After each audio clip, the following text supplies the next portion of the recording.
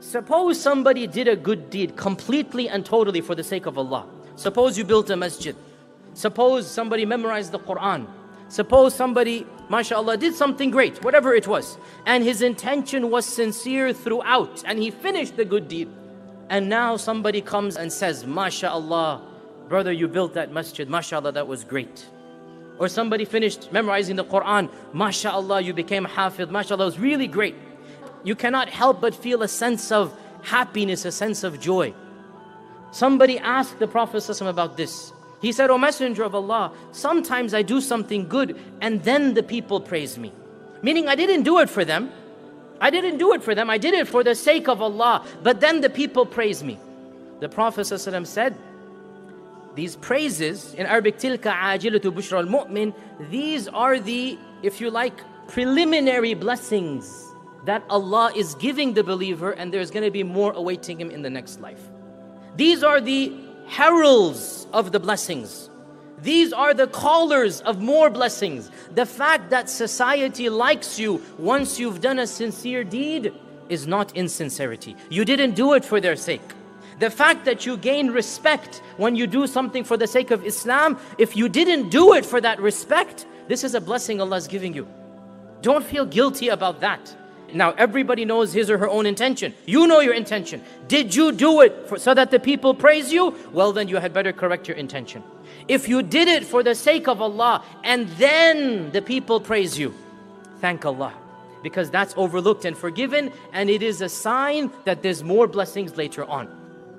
One of the blessings that Allah gives to any sincere action is that He causes the people to love that action. And He causes that action to be accepted by the people. In other words, sincerity opens up the sincerity of other people. Sincerity in one heart is like a key that unlocks the sincerity in other hearts. So when a person does something sincerely, people appreciate that from him.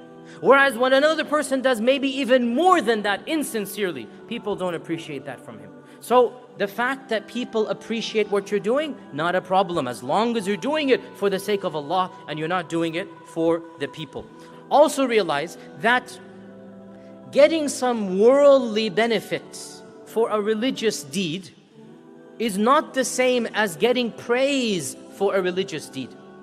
And in Allah's mercy, Allah has allowed the former and not the latter. In other words, let me give you an example. A worldly benefit is like money, okay? Whereas praise is a person saying something about you. If you did something religious for the sake of Allah and for some money, this is overlooked and accepted. Let me give you an example. The Imam of the masjid, he needs to get a salary, and the ummah needs to provide him a salary. The school teachers, the Sunday school teachers and the full-time Islamic school teachers, the Imam, the Maulvi Sahib that comes teaches the Quran to the children. Now, of course, he's dedicated his life to teaching and preaching. He's dedicated his life for the cause of Islam. Surely he deserves remuneration, he deserves money. Now, if the person has the dual intention, look, I need to pay my bills, I need to take care of my wife and kids, and I also am happy that I'm a Quran teacher. I'm also happy I'm teaching the kids Islam. This dual intention has nothing to do with shirk. It is 100% halal. And this is the mercy of Allah that He allowed this dual intention when it comes to our dunya. Because He knows that we need a dual intention in this case. And the Quran is very clear about this. People wanted to come for Hajj. And they're coming from all the corners of the globe. So they're wondering, this is a prime time for a marketplace, an international bazaar.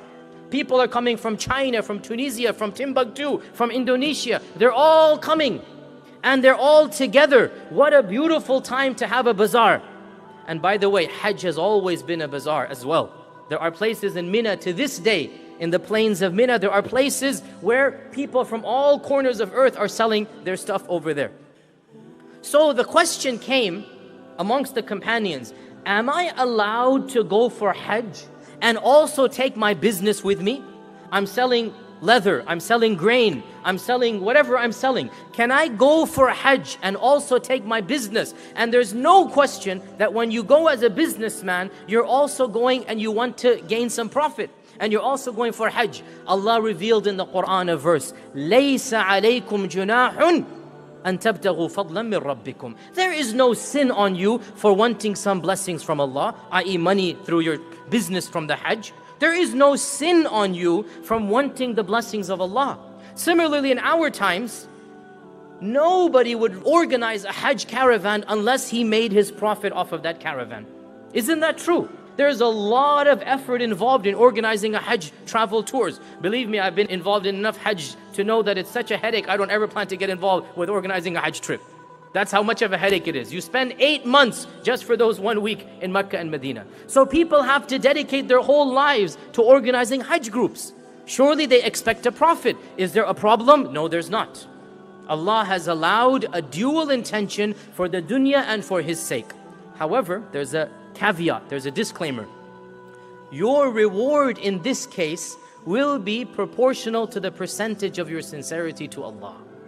In this case, your reward will be proportional to how sincere you were to Allah. So suppose there was 50-50, you want your business and you're happy you're going for Hajj. Well, your reward was not going to be like the one who went purely for the Hajj, but your Hajj is still accepted. And the same applies for the Quran teacher, for the Islamic studies teacher, for anybody. That if they have a pure intention for Allah and the money is a side thing for them, then they get 100% reward. And the less their intention goes, then the less their reward. But having a dual intention does not destroy the good deed, unlike the one who intends Allah and the praise of the people. This, there is no excuse.